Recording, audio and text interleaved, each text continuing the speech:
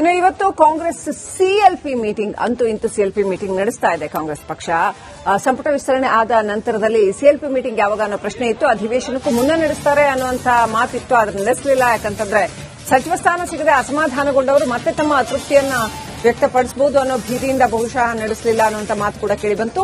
ಇವತ್ತು ಅಂತೂ ಇಂತೂ ಸಿಎಲ್ಪಿ ಮೀಟಿಂಗ್ ನಡೀತಾ ಇದೆ. ಖಾಸಗಿ ಹೋಟೆಲ್ನಲ್ಲಿ ಎಂದಿನಂತೆ ಕಾಂಗ್ರೆಸ್ನ ಸಿಎಲ್ಪಿ ಮೀಟಿಂಗ್ ನಡೆಯಲಿದೆ. ಮುಂಗಾರು ಅಧಿವೇಶನದ ಹಿನ್ನೆಲೆಯಲ್ಲಿ ಏನು ರಣತಂತ್ರ ರೂಪಿಸಬೇಕು, ಅಧಿವೇಶನದಲ್ಲಿ ವಿಪಕ್ಷಗಳ ಆರೋಪಗಳಿಗೆ ಏನು ಉತ್ತರ ಕೊಡಬೇಕು ಅಂತ. ಯಾಕಂತಂದ್ರೆ ಈಗ ಆಲ್ರೆಡಿ ಜೆಡಿಎಸ್ ಅಂತೂ ಸಂಪೂರ್ಣ ಹೋರಾಟಕ್ಕೆ ಇಳಿದಿದೆ. ಅದು ನೈಸ್ ಇರಬಹುದು, ಬಿಡದಿ ಇರಬಹುದು, ಇನ್ನು ಅನೇಕ ವಿಚಾರಗಳಿಗೆ ಸಂಬಂಧಪಟ್ಟಂತೆ ವಿಪಕ್ಷಗಳು ಹೋರಾಟ ಮಾಡ್ತಾ ಇದ್ದಾವೆ. ನಾಗೇಂದ್ರ ಅವರಿಗೆ ಸಚಿವ ಸ್ಥಾನ ಕೊಡಬಾರದು ಅಂತ ಬಿಜೆಪಿ ಹೋರಾಟ ಮಾಡ್ತಾ ಇದೆ.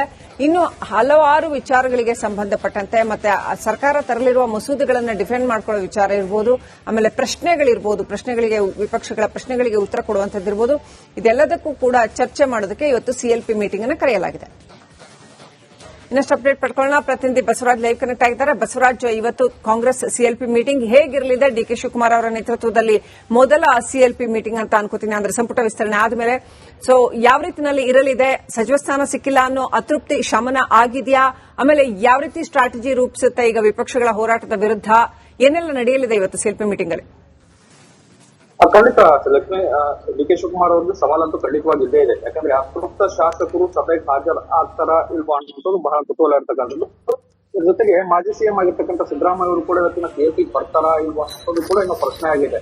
ಅವರ ಮೂಲಗಳ ಪ್ರಕಾರ ಇನ್ನು ಯಾವುದು ಕೂಡ ಸ್ಪಷ್ಟಪಡಿಸ್ತಾ ಇಲ್ಲ ಇವತ್ತಿನ ಸಭೆಗೆ ಹಾಜರಾಗ್ತಾರೆ ಅನ್ನುವಂಥದ್ದು. ಇಲ್ಲಿ ಉಳಿದಂತೆ ಈಗಾಗಲೇ ಹಲವು ವಿಚಾರಗಳನ್ನ ಬಿಜೆಪಿ ಜೆಡಿಎಸ್ ಸದನದಲ್ಲಿ ಎತ್ತಿರ್ತಕ್ಕಂಥದ್ದು. ಬಹಳ ಪ್ರಮುಖವಾಗಿ ನಾಗೇಂದ್ರ ಅವರ ವಿಚಾರವನ್ನ ದೊಡ್ಡ ಮಟ್ಟದಲ್ಲಿ ಸದ್ದು ಆಗ್ತಾ ಇರ್ತಕ್ಕಂಥದ್ದು ಮತ್ತು ಸದನವನ್ನು ನಡೆಯಕ್ಕೆ ಬಿಡ್ತಾ ಇಲ್ಲ. ಎರಡೂ ಸದನದಲ್ಲಿ ಪ್ರತಿಭಟನೆಯನ್ನ ಬಿಜೆಪಿ ಜೆಡಿಎಸ್ ಸೇರಿ ಜಂಟಿಯಾಗಿ ಮಾಡ್ತಾ ಇದ್ದಾವೆ. ಇನ್ನು ಉಳಿದಂತೆ ಬಿಡದಿ ವಿಚಾರವನ್ನ ಎತ್ಕೊಳ್ಳೋಕೆ ಕೂಡ ತಯಾರಿಯನ್ನು ಮಾಡ್ತಾ ಇದ್ದಾರೆ. ನೈಸ್ ವಿಚಾರವನ್ನ ಎತ್ತೋಕೆ ಕೂಡ ತಯಾರಿ ನಡೆದಿದೆ. ಇದಕ್ಕೆ ಸಚಿವರಿಗೆ ಒಂದಷ್ಟು ಸಾಥ್ ಕೊಡಬೇಕಾಗಿರ್ತಕ್ಕಂಥ ಅಗತ್ಯ ಇದೆ. ಆಡಳಿತ ಪಕ್ಷದ ಶಾಸಕರು ಸಾಥ್ ಕೊಡ್ತಿಲ್ಲ ಅನ್ನೋದು ಒಂದಷ್ಟು ಚರ್ಚೆ ಆಗಿರ್ತಕ್ಕಂಥ ವಿಚಾರ. ಈಗಾಗಲೇ ಸಚಿವರನ್ನ ವಿಶ್ವಾಸಕ್ಕೆ ತೆಗೆದುಕೊಂಡು ಸಿಎಂ ಅವರು ಒಂದು ಹಲವು ಸೂಚನೆಗಳನ್ನು ಕೊಟ್ಟಿದ್ದಾರೆ. ಸಭೆ ಮಾಡುವ ಮೂಲಕ ನೀವು ಸದನದಲ್ಲೇ ಇರಬೇಕು, ಪ್ರತಿ ಪ್ರಶ್ನೆಗಳಿಗೂ ಉತ್ತರ ಕೊಡಬೇಕು, ಸಚಿವರಿಗೆ ಒಬ್ಬರೊಬ್ಬರು ಸಹಕರಿಸಿ ಅವರಿಗೆ ಬೆಂಬಲ ನಿಂತ್ಕೋಬೇಕು ಅಂತ ಒಂದಷ್ಟು ಸೂಚನೆಗಳನ್ನು ಈಗಾಗಲೇ ಕೊಟ್ಟಿದ್ದಾರೆ. ಆದ್ರೆ ಇನ್ನು ಉಳಿದಂತೆ ಶಾಸಕರಿಗೆ ಸೂಚನೆಗಳನ್ನ ಕೊಡಬೇಕು. ಆದ್ರೆ ಇವತ್ತು ಶಾಸಕಾಂಗ ಪಕ್ಷದ ಸಭೆ ಇವತ್ತು ಕರೆದಿದ್ದಾರೆ. ಸದನ ಆರಂಭವಾಗಿ ಇವತ್ತು 4ನೇ ದಿನ. ಇವತ್ತು 4ನೇ ದಿನ ಮುಗಿದ ಬಳಿಕ ಇವತ್ತು ಶಾಸಕಾಂಗ ಸಭೆಯನ್ನು ನಡೀತಾ ಇರ್ತಕ್ಕಂಥದ್ದು. ಒಂದಷ್ಟು ವಿಶ್ವಾಸ ತೆಗೆದುಕೊಳ್ಳಬೇಕಾದಂತ ಅಗತ್ಯ ಇದೆ. ಆದ್ರೆ ಶಾಸಕರು ಎಷ್ಟರ ಮಟ್ಟಿಗೆ ಸ್ಪಂದಿಸ್ತಾರೆ ಸಚಿವರಿಗೆ, ಸರ್ಕಾರಕ್ಕೆ ಅನ್ನುವಂಥದ್ದು ಬಹಳ ಪ್ರಶ್ನೆ ಆಗಿರ್ತಕ್ಕಂಥದ್ದು. ಯಾಕಂದ್ರೆ ಒಂದ್ ಕಡೆ ಅನುದಾನದ ಕೊರತೆ ಅಂತ ಸಹಜವಾಗಿ ಶಾಸಕರಿಗೆ ಇದ್ದೇ ಇದೆ. ಅದ್ರ ಜೊತೆಗೆ ಅವರಿಗೆ ಸಚಿವ ಸ್ಥಾನ ಸಿಕ್ಕಿಲ್ಲ, ಸ್ಥಾನಮಾನಗಳು ಸಿಕ್ಕಿಲ್ಲ ಅನ್ನುವಂತ ಅಸಮಾಧಾನಗಳು ಸಾಕಷ್ಟು ಜನ ಇರ್ತಕ್ಕಂಥದ್ದು. ಅವರು ಈಗಾಗಲೇ ಸಭೆಯನ್ನ ಮಾಡ್ಬೇಕನ್ನುವಂತ ಒಂದಷ್ಟು ನಿರ್ಧಾರಗಳನ್ನು ಮಾಡ್ಕೊಂಡಿದ್ರು ಕೂಡ ಒಂದಷ್ಟು ಹೈಕಮಾಂಡ್ಗೆ ಹೆದರಿ ಈಗ ಸಭೆಯನ್ನ ಮುಂದೂಡಿರ್ತಕ್ಕಂಥದ್ದು. ಆ ಹಿನ್ನೆಲೆಯಲ್ಲಿ ಇವತ್ತಿನ ಸಿಎಲ್ಪಿ ಸಭೆಗೆ ಎಷ್ಟು ಜನ ಹಾಜರಾಗ್ತಾರೆ, ಅಲ್ಲಿ ಹಾಜರಾದ್ರೆ ಏನೆಲ್ಲ ತಮ್ಮ ನೋವುಗಳನ್ನ, ತಮ್ಮ ದುಮ್ಮಾನಗಳನ್ನ ತೋರ್ಪಡಿಸ್ಕೊಳ್ತಾರೆ ಅನ್ನೋದು ಬಹಳ ಪ್ರಮುಖ ಇರ್ತಕ್ಕಂಥದ್ದು. ಹಾಗಾಗಿ ಇವತ್ತಿನ ಸಿಎಲ್ಪಿ ಸಭೆ ಬಹಳ ಕುತೂಹಲಕರಿಸಿರ್ತಕ್ಕಂಥದ್ದು.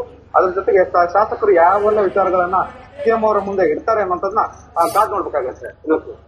ಬಸವರಾಜ್, ಇದು ಹೆಚ್ಚಾಗಿ ಈಗ ನಡೀತಾ ಇರತಕ್ಕಂತ ಸದನದಲ್ಲಿ ಈಗ ನಡೀತಾ ಇರತಕ್ಕಂತ ಹೋರಾಟ ಡಿಕೆ ಶಿವಕುಮಾರ್ ಅವರ ನೇತೃತ್ವದ ಸರ್ಕಾರ ಇದು ಅನ್ನುವಂತ ನಿಟ್ಟಿನಲ್ಲಿ ಜೆಡಿಎಸ್ ಅಥವಾ ಎಚ್ಡಿಕೆ ಮಾಡ್ತಾ ಇರುವಂತಹ ಹೋರಾಟಗಳನ್ನ ನಾವು ನೋಡ್ತಾ ಇದ್ವಿ. ಬಿಜೆಪಿನೂ ಕೂಡ ಒಂದಷ್ಟು ಹೋರಾಟಗಳನ್ನ ಮಾಡ್ತಾ ಇದೆ. ಅತ್ತ ಕಾಂಗ್ರೆಸ್ನಲ್ಲಿ ಸಿದ್ದರಾಮಯ್ಯ ಬಣ ಈ ಹಿಂದೆ ಇತ್ತಲ್ಲ, ಈಗಲೂ ಆ ಥರನೇ ಇದೆಯಾ? ಡಿವಿಷನ್ ಹಂಗೆ ಇದೆಯಾ ಅಥವಾ ಎಲ್ಲ ಒಟ್ಟಾಗಿ ಹೋಗ್ತಾ ಇದ್ದಾರಾ? ಆಮೇಲೆ ಸಿದ್ದರಾಮಯ್ಯನವರು ಇವತ್ತು ಬರ್ತಾರ, ಜೊತೆಗೆ ಒಂದಷ್ಟು ಆಕ್ರೋಶ ಇತ್ತು, ಒಂದಷ್ಟು ಅಸಮಾಧಾನ ಇತ್ತು ಸ್ವತಃ ಸಿದ್ದರಾಮಯ್ಯನವರಿಗೆ, ತಾನು ಹೇಳಿದ್ದಾಗಲಿಲ್ಲ ಅಂತ ಕೆಲವೊಂದು ವಿಚಾರಗಳಲ್ಲಿ, ಈ 2ನೇ ಲಿಸ್ಟ್ ಅಲ್ಲಿ ಸಂಪುಟ ವಿಸ್ತರಣೆ ವಿಚಾರದಲ್ಲಿ. ಆ ಅಸಮಾಧಾನ ಶಮನ ಆಗಿದೆಯಾ? ಸಿದ್ದರಾಮಯ್ಯ ಪಾಳೆದ ಅನೇಕರು ಬರ್ತಾರಾ? ಏನ್ ಕತೆ? ಈಗಾಗಲೇ ಬಣ ರಾಜಕೀಯ ಅನ್ನುವಂಥದ್ದು ಕಾಂಗ್ರೆಸ್ ಸದ್ಯಕ್ಕಿಲ್ಲ. ಯಾಕಂದ್ರೆ ಸಿದ್ದರಾಮಯ್ಯ ಅವರು ಸೈಲೆಂಟ್ ಆಗಿರೋದ್ರಿಂದ, ಅವರನ್ನ ನೇತೃತ್ವವನ್ನು ವಹಿಸ್ಕೊಳ್ತಾ ಇಲ್ಲ ಅನ್ನುವಂಥದ್ರಿಂದ ಯಾರು ಬಣ ರಾಜಕೀಯ ಮಾಡ್ತಾ ಇಲ್ಲ. ಇಲ್ಲ ಇರ್ತಕ್ಕಂಥದ್ದು ಅತೃಪ್ತ ಶಾಸಕರು ಸಚಿವ ಸ್ಥಾನ ಸಿಕ್ಕಿಲ್ಲ, ಸ್ಥಾನಮಾನಗಳು ಸಿಕ್ಕಿಲ್ಲ, ಹಿರಿತನಕ್ಕೆ ಗೌರವವನ್ನು ಕೊಟ್ಟಿಲ್ಲ ಅನ್ನುವಂಥದ್ದು ಬಹಳ ಪ್ರಮುಖವಾಗಿ ಅಸಮಾಧಾನ ಹೊಂದಿರತಕ್ಕಂಥದ್ದು. ಮತ್ತು ಜಿಲ್ಲಾವಾರು, ಜಾತಿವಾರು ಪ್ರಾತಿನಿಧ್ಯಗಳಲ್ಲಿ ಕಡೆಗಣಿಸಲಾಗಿದೆ ಅನ್ನುವಂಥದ್ದು ಬಹಳ ಅಸಮಾಧಾನ ಹೊಂದಿರತಕ್ಕಂಥದ್ದು. ನಮ್ಮ ಹಿರಿತನ ನೋಡಿ ಆದ್ರೂ ಗುರುತಿಸಬೇಕು ಅನ್ನುವಂಥದ್ದು ಅವರ ಆಕಾಂಕ್ಷೆಗಳಿತ್ತು. ಅದನ್ನ ಅವನ್ನ ಪರಿಗಣಿಸಿಲ್ಲ ಅನ್ನುವಂಥ ಅಸಮಾಧಾನಗಳಿದ್ದಾವೆ. ಅದರೊಟ್ಟಾಗಿ ಕೂಡ ಒಂದಷ್ಟು ಅನುದಾನಗಳನ್ನ ಕಳೆದ 3 ವರ್ಷಗಳಿಗೆ ಸರಿಯಾಗಿ ಕೊಡ್ತಿಲ್ಲ ಅನ್ನೋದು ಬಹಳ ಪ್ರಮುಖವಾಗಿ ಗೊತ್ತಿರ್ತಕ್ಕಂಥ ವಿಚಾರ. ಇದಾದ ಸರ್ಕಾರ ಅನುದಾನಗಳನ್ನು ಕೊಡುತ್ತಾ ಅಂತ ನೋಡಿದ್ರೆ ಈ ಬಜೆಟ್ ನಲ್ಲಿ ಖಂಡಿತವಾಗ್ಲೂ ಅನುದಾನಗಳು ಸಿಕ್ಕಿಲ್ಲ. ಆ ಮುಂದಿನ ಬಜೆಟ್ ನಲ್ಲಿ ಸಿಗುತ್ತೆ ಅನ್ನುವಂತ ಭರವಸೆಗಳಿದಾವೆ, ಆದ್ರೂ ಸ್ಪಷ್ಟವಾಗ್ತಾ ಇಲ್ಲ.